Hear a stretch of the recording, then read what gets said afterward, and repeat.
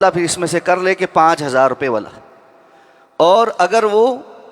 بعد میں یہ فیصلہ کرے کہ جی ان میں سے ہم نے کون سا کیا تو 7,000 ادھار والا کرتے ہیں، تو یہ اس وقت سود ہو جائے۔ اس سے یہ معاملہ سمجھ لینا چاہیے کہ یہ نہیں ہے کہ کوئی چیز ادھار پر بیچی نہیں جا سکتی، اور بعض علماء جو ایک قول ذکر کرتے ہیں کہ اگر کسی چیز کو ادھار قیمت پر اضافی رقم کے عوض بیچا جائے، یعنی نقد کی وہ چیز سستی ملتی ہے اور ادھار پر قسطوں میں وہ چیز مہنگی ملتی ہے، تو وہ کہتے ہیں یہ جائز نہیں۔ یہ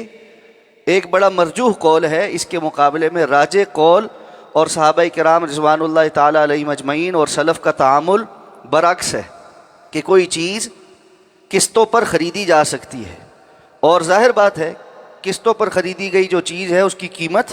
قسطوں کے لحاظ سے ہوگی۔ تو حدیث مبارکہ جو بات بیان کر رہی وہ یہ کہ قسط اور نقد کے معاملے میں ابہام نہیں ہونا چاہیے کہ بندہ بیچتے ہوئے یہ دونوں باتیں پیش کر دے، بلکہ اس کو ایک بات ہی صراحتاً بیان کرنی چاہیے۔ اور اگر کوئی بندہ قسطوں پر کوئی چیز خرید رہا ہے تو اس کے کچھ اصول ہیں، اس میں سے پہلا اصول یہ کہ وضاحت ہو کہ اس چیز کی کتنے عرصے کی قیمت یعنی قسطیں ہیں، 6 مہینے کی، سال کی، 2 سال کی، جتنا بھی عرصہ اس کا جو زمانہ ہے وہ متعین ہو کہ اتنے عرصے میں اس کی قیمت ادا کی جائے گی، اور پھر جو قیمت متعین ہو جائے اس قیمت کے اندر کوئی تغیر و تبدل نہ ہو۔ مثلا ایک بندے نے ایک گاڑی خریدی کہ میں 3 سال کے اندر اس کی قسطیں دے کر یہ گاڑی مکمل خرید لوں گا۔ اب وہ 1 سال قسطیں دیتا رہا، دوسرے سال میں داخل ہوا تو وہ 1 یا 2 قسطیں وقت پہ نہیں دے سکا، تو عام طور پہ ہمارے ہاں جو جرمانہ لگایا جاتا ہے یہ جرمانہ سود ہے، جرمانہ لگانے کی اجازت نہیں ہے، جرمانہ لگانے کی اجازت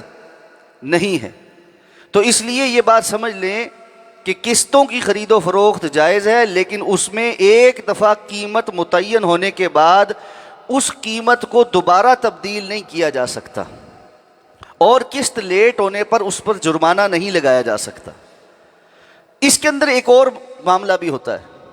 ایک بندے نے 3 سال کی قسطوں پر ایک چیز خرید لی، جیسے گاڑی خرید لی، 1 سال وہ قسطیں دیتا رہا، اس کے بعد اس کے پاس یکمشت پیسے آ گئے۔ اب وہ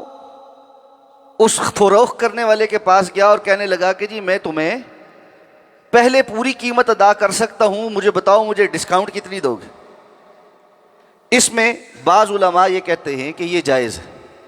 لیکن درست بات یہی ہے معلوم پڑتی ہے واللہ اعلم بالصواب کہ یہ بھی درست نہیں، کیونکہ اس میں بھی پھر قیمت کا تغیر ہے۔ جب ایک مرتبہ ایک بیع ہو گئی، خرید و فروخت کا معاہدہ ہو گیا اور اس میں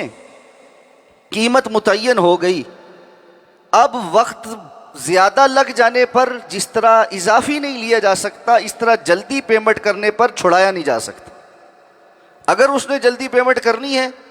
تو وہ احسان کرتے ہوئے کر دے، لیکن اگر نہیں احسان کرنا چاہتا تو ٹھیک ہے، وہ اپنی حساب سے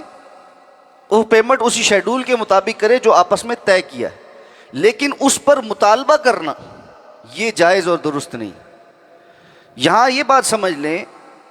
کہ مطالبہ کرنا جائز اور درست نہیں ہے، جیسے لیٹ قسط ہو جانے پر جرمانے کا مطالبہ کرنا یہ جائز اور درست نہیں، اسی طرح جلدی پیمنٹ کرنے پر ڈسکاؤنٹ کا مطالبہ کرنا یہ جائز اور درست نہیں۔ لیکن اگر کوئی بندہ خود سے اپنی دل کی خوشی کے ساتھ بغیر مطالبے کے کسی کو لیٹ کرنے پر اضافی دے دے تو ایسا کرنا جائز۔ رسول اللہ صلی اللہ علیہ وسلم نے قرض لیا اور واپسی کرتے ہوئے اپنی خوشی سے اضافی دیا، قرض دینے والے کا یہ مطالبہ نہیں تھا اور نہ ہی یہ معاہدے کی شک تھی، لیکن چونکہ اس سے ایک عرصہ فائدہ اٹھایا تو اس لیے بغیر کسی مطالبے اور بغیر کسی شرط کے جو قرض خواہ ہے وہ یہ جو مقروض ہے وہ قرض واپس کرتے ہوئے کچھ اضافی دے سکتا ہے۔ اسی طرح اس معاملے میں اگر کوئی بندہ جلدی پیمنٹ کر دے تو فروخت کرنے والا بغیر مطالبے اور بغیر شرط کے اپنی جانب سے اس کو کچھ چھوڑ دے کہ اس نے مجھے جلدی پیسے دے دیے ہیں، تو یہ ایک علیحدہ بات ہے۔ ہمارے ہاں مارکیٹ میں لوگ جو بہت غلط کام کر رہے ہیں ان میں سے ایک کام یہ بھی ہے کہ کمپنیاں یا لوگ مارکیٹ میں ادھار پر مال دیتے ہیں اور اس کے بعد ایک قیمت طے ہو جاتی ہے، وہ مال فروخت ہو جاتا ہے۔ اب وہ کہتے ہیں جی کہ آپ کا ٹائم تھا 45 دن، اگر آپ 45 دن کے بجائے 30 دن میں پیسے دے دیں تو آپ کو 2% اور ڈسکاؤنٹ، اگر 30 کے بجائے 25 دن میں دے دیں گے تو 3% ڈسکاؤنٹ، اگر 25 کے بجائے آپ 15 دن میں پیمنٹ دے دیں گے تو آپ کو 5% ڈسکاؤنٹ۔ یہ سب درست طریقہ کار نہیں ہے۔ اسی طرح رسول اللہ صلی اللہ علیہ وسلم جو یہ بیان فرمایا کہ ایک ہی سودے میں 2 سودے کرنا، اس کی ایک مثال شیخ ابن عثیمین کہتے ہیں بیع العینہ بھی ہے۔ بیع العینہ کیا ہوتا ہے؟ یہ ایک ہیلے والی بیع ہوتی ہے جس میں ایک بندہ ایک چیز کو ادھار قیمت پر فروخت کرتا ہے اور وہی چیز پھر نقد پہ خرید لیتا ہے۔ ایک بندہ ایک چیز کو ادھار پر فروخت کرتا ہے اور تھوڑی دیر بعد نقد پر وہی چیز خود خرید لیتا ہے، اس کو بائی بیک کہتے ہیں۔ مثلا میں نے یہ موبائل آپ کو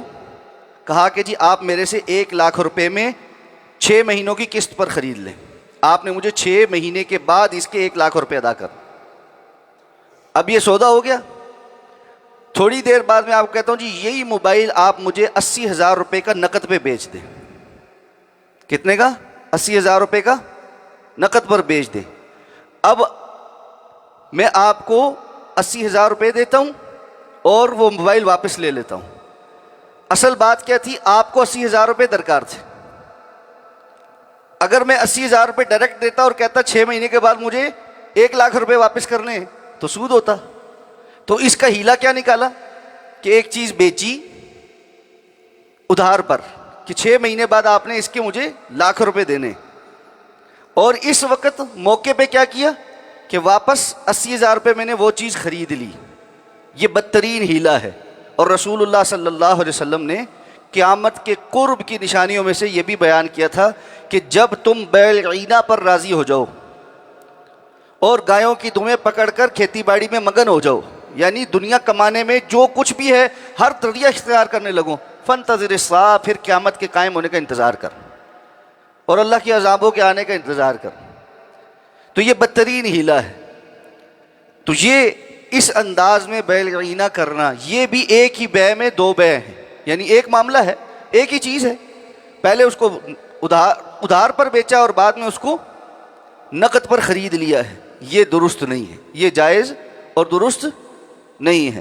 تو یہ ایک بڑا اہم اصول ہے خرید و فروخت کا جو ان احادیث میں بیان ہوا ہے۔ اللہ تعالی ہمیں سمجھ کر اس کے مطابق اپنے معاملات کو درست کرنے کی توفیق عطا فرمائے۔ سبحانک اللہم و بحمدک، نشہد ان لا الہ الا انت، نستغفرک و نتوب۔